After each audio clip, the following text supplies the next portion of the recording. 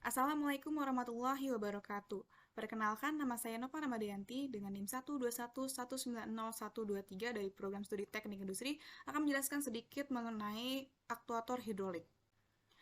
Actuator is a hardware device that convert control command signal from a controller into physical parameter. Jadi, aktuator adalah peralatan piranti keras yang mengkonversikan sinyal perintah controller ke dalam parameter fisik. The change in physical parameter is typically mechanical, such as position or speed change. An actuator is a transducer. Kenapa? Karena merubah satu jenis besaran fisik seperti arus listrik ke dalam besaran fisik yang lain. Misalnya, the speed of an electric rotary motor. Lalu, control signal from the controller are usually low level, so an actuator is typically equipped with an amplifier to amplify the signal to be used to operate the actuator. Selanjutnya ada classification hydraulic actuator. Classification hydraulic actuator terbagi menjadi dua. Yang pertama ada based on the type of amplifier used, dan yang kedua ada based on the type of movement. Berdasarkan amplifier, yang pertama ada electric actuator, lalu yang kedua ada hydraulic actuator, dan yang ketiga ada pneumatic actuator. Kemudian berdasarkan movement atau pergerakannya, yang pertama ada rotation or turn, yaitu menghasilkan gerakan putaran. Ini biasanya digunakan dalam sistem roda gigi dan aplikasi lain yang membutuhkan putaran. Lalu yang kedua ada linear, yaitu memberikan gerakan lurus dan digunakan dalam berbagai aplikasi seperti mesin, alat, sistem rem, dan masih banyak lagi. Kemudian hydraulic actuator. Hydraulic actuator, an actuator whose power comes from pressurized fluid or oil flow for greater force.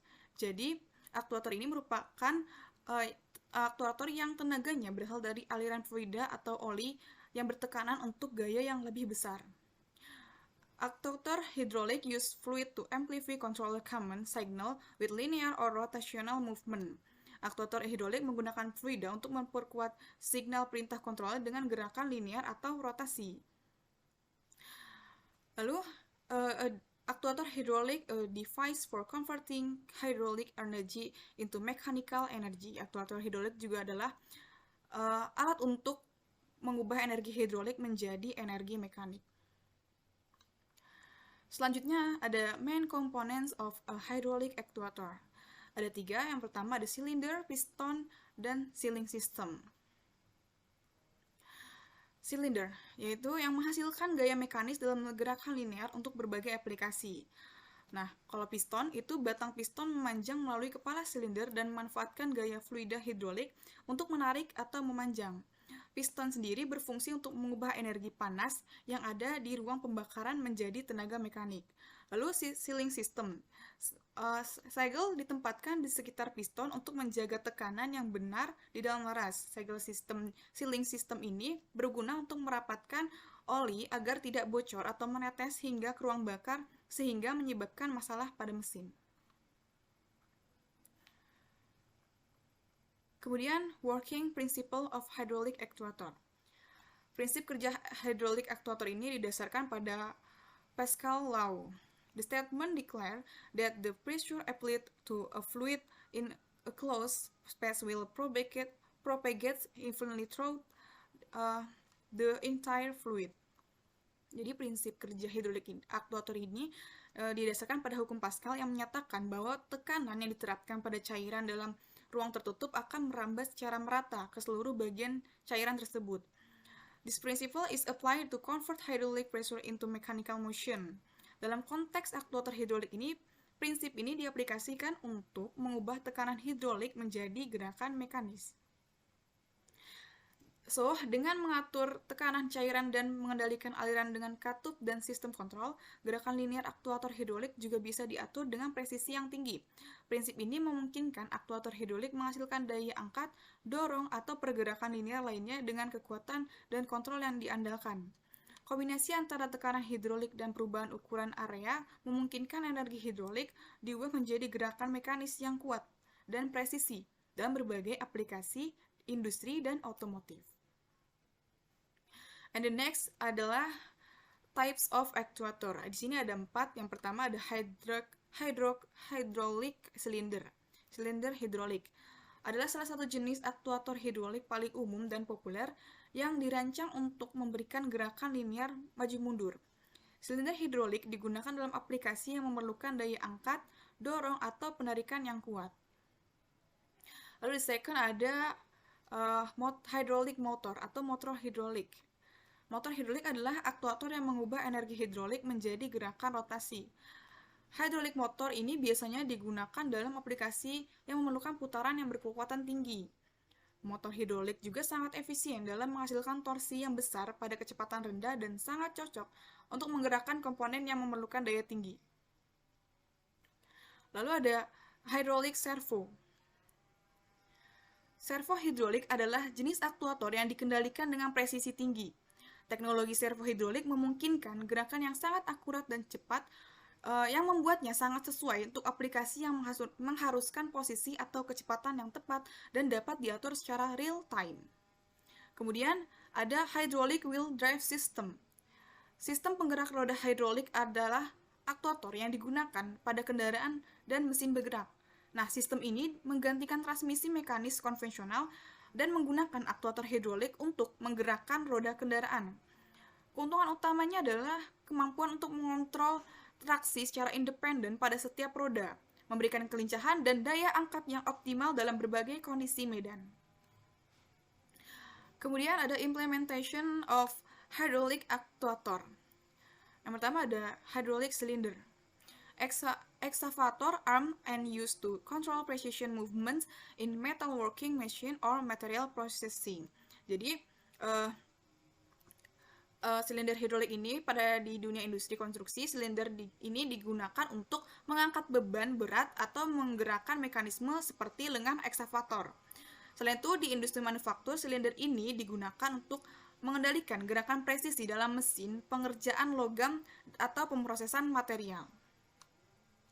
Lalu yang kedua ada hydraulic motor. The example is heavy vehicles, industrial machine, and agricultural machinery.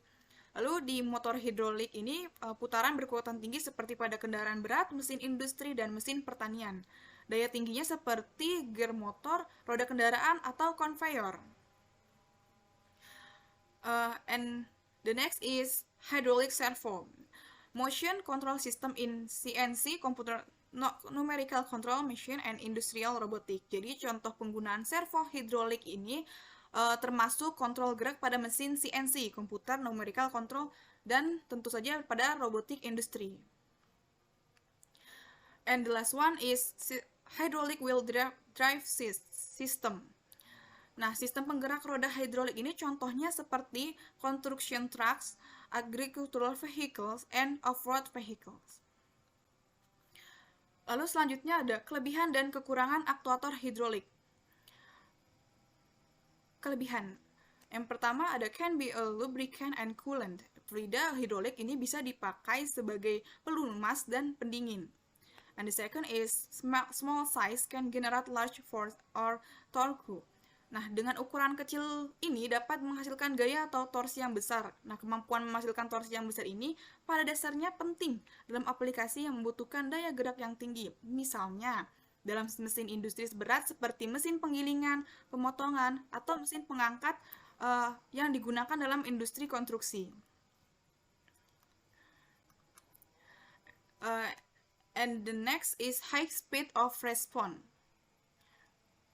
atau mempunyai kecepatan tanggapan yang tinggi. Nah, kemampuan untuk merespon perubahan input dengan cepat ini memungkinkan sistem beroperasi dengan tingkat responsivitas yang tinggi. Nah, hal ini juga perlu diperhatikan sebab sangat dibutuhkan dalam berbagai aplikasi yang membutuhkan kecepatan dan presisi seperti dalam sistem robotika, mesin pengemas otomatis, atau mesin-mesin produksi yang memiliki siklus kerja yang cepat. Jadi kecepatan reaksi yang tinggi juga dapat meningkatkan efisiensi waktu dalam operasional sistem, sehingga hal ini juga dapat meningkatkan efektivitas dan produktivitas keseluruhan. Lalu yang terakhir, kelebihannya ada low leakage, yaitu kebocoran yang rendah. Hal ini agar nantinya aktuator mampu menjaga stabilitas sistem dengan mengurangi kehilangan energi akibat kebocoran fluida atau udara yang digunakan sebagai sumber tenaga. Keandalan dan efisiensi energi yang tinggi ini menjadikan aktuator pilihan yang baik dalam berbagai aplikasi industri seperti sistem kontrol industri, mesin otomatisasi, dan sistem penggerak yang membutuhkan kestabilan dan efisiensi energi yang tinggi. Oke, selanjutnya ada kekurangannya. Yang pertama ada high operational cost. Lalu yang kedua ada hydraulic power is not as readily available as electrical power. Jadi daya hidrolika ini tidak siap tersedia dibandingkan dengan daya listrik. Lalu yang ketiga ada easy to get dirty, and the last one is low damping characteristic. Nah, mempunyai karakteristik rendaman yang rendah. Tidak mampu menyerap getaran dengan efektif. Nah, karena itu dibutuhkan peredam tambahan untuk mengurangi dampak getaran dan menjaga stabilitas sistem. Kemudian ada faktor efektif aktuator efisiensi. Yang pertama ada friction, lalu ada temperatur, lalu ada response time, lalu ada accuracy, lalu ada aktuator repeatability, lalu ada mechanical resistance. And the last one is conclusion. Hydraulic actuators are a powerful and versatile technological solution in the industrial world, from powerful hydraulic cylinder to reliable hydraulic motor, as well as advanced hydraulic servo technologies. Various types of hydraulic actuators are capable of providing the power, control, and efficiency required for a wide range of industrial applications. The use of hydraulic actuator enables high production efficiency, increased performance, and present reliable mechanical solution for various industrial challenges today. Oke, mungkin cukup sekian dari saya. Kurang lebihnya mohon maaf. Wassalamualaikum warahmatullahi wabarakatuh.